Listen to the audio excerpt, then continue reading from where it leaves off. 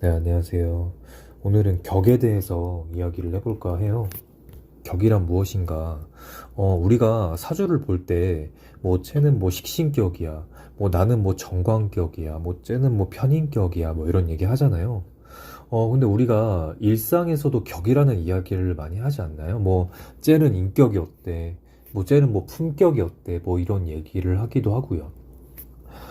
근데 격은 어떤 한 개체가 갖고 있는 그 인간이 갖고 있는 어떤 자질, 어떤 기질, 어떤 재능 이런 걸 의미하는 게 격이에요.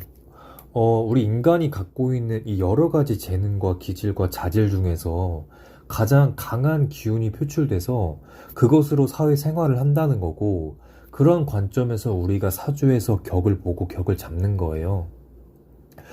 그럼 이 어떤 개체가 갖고 있는 이 재능과 기질을 우리가 뭐라고 얘기할 수 있냐? 우리가 그런 얘기 하지 않나요? 이 사람은 공부하는 유전자를 갖고 있어. 이 사람은 공부할 DNA를 갖고 있는 거야. 이런 얘기 하지 않나요? 그런 관점에서 그럼 이 DNA, 이 유전자는 어디서 나오죠? 부모로부터 나오죠? 이 유전자, 이 DNA는 부모로부터 나오는데 아버님과 어머님 DNA가 합해서 1년 동안 어머니 뱃속에서 길러지는 건데, 그런 관점에서 하나의 개체의 유전자 형성에서는 아버님, 어머님 둘 다 영향을 주지만 그래도 아버님보다는 어머님이 조금 더 많은 영향을 준다. 그럼 이 사주에서, 이 사주 팔자에서 어머님이 차지하는 자리가 어딘가? 사주 팔자가 이렇게 있죠. 우리가 여기는 조상님 자리, 여기는 부모님 자리, 여기가 나, 그리고 여기가 자식을 의미하죠. 그럼 여기서 어머님이 차지하는, 사주 팔자에서 어머님이 차지하는 자리가 어디죠?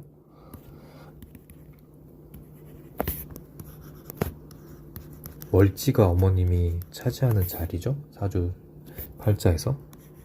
그래서 월지가 곧 격인 거예요. 정리하자면 격은 재능이다, 기질이다, 자질이다. 이 재능은 유전자다. 이 유전자는 부모님, 곧 어머님으로부터 나온다. 이 어머님이 차지하는, 사주 팔자에서 어머님이 차지하는 자리는 월지로부터 나온다. 그래서 월지가 곧 격이다. 그래서 격이 월지인 거예요.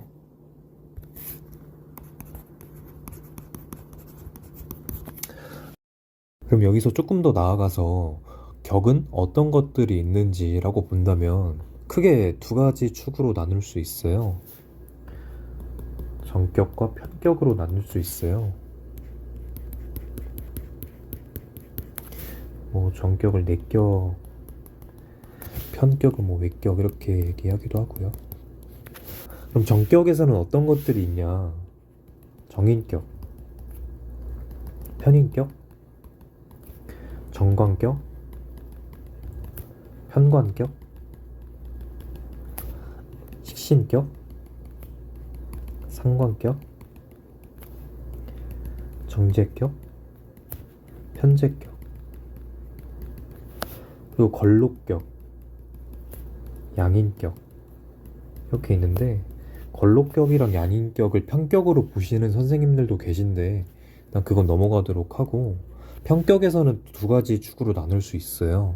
종격과 일행득기격.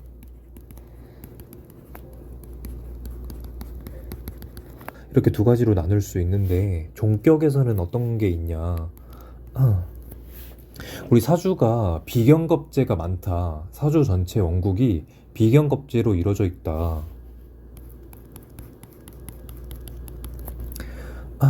종황격. 그리고 사주 전체 원국이 인성으로 이루어져 있다. 인성이 많다. 종강격. 사주 원국이 식상이 많다. 종합격. 그리고 사주 원국이 재성이 많다. 종재격, 관성이 많다, 종살격. 이렇게 있고, 일행득기격은 한 가지 오행으로 이뤄진 사주를 일행득기격이라고 하거든요. 예를 들어서 일간이 목이고,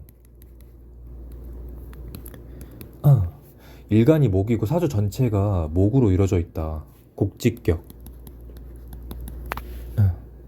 일간이 화고 사주 전체가 화로 구성이 돼 있다.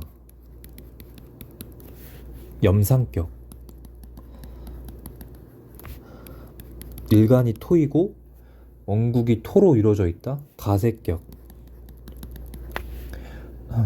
일간이 금이고 원국이 금국으로 이루어져 있다. 종혁격. 일간이 수고 원국이 수로 이루어져 있다. 윤학격. 이렇게 얘기를 해요.